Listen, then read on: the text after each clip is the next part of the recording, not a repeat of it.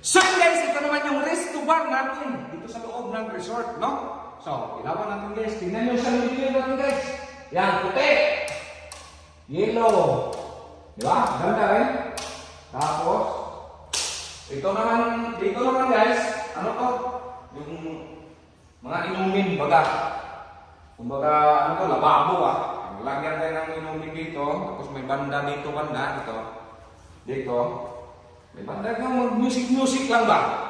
Eh, kunti lang man. Tapos may balina tayo dito natutulog. Hoy! Tapos punta tayo dito sa lumabo guys.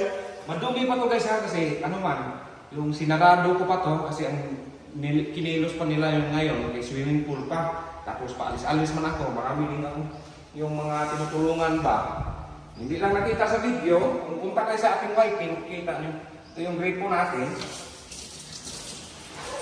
Dito sisirit. Mahina ang ano ngayon natin, supply dito ng tubig. Kasi pagibana. Diba? Tapos guys, ito naman yung CR natin dito. Siyempre, kapag may mag-CR na, mag-disco-disco, tapos naihi. Ito yung CR natin.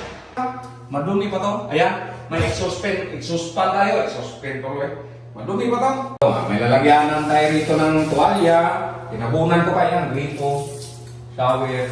Mahina pala. So yun guys, malaki itong talaga malaki itong siyang na to guys. Tapos, ito naman, sandingger natin. Ito sa taas. Second floor na to. Puti. Yellow. Puti.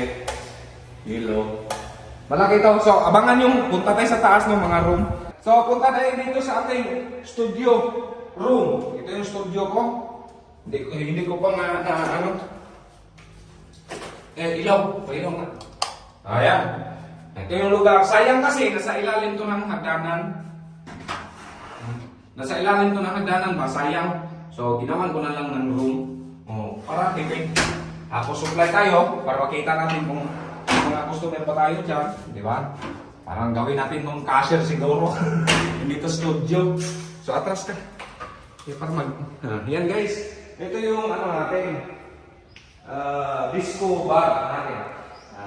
So yun guys, kita nyo naman. So yun guys, nandito na itong video guys ha. Maraming salamat sa suporta. Tsaka guys ha, abang-abang kayo sa video na gabi.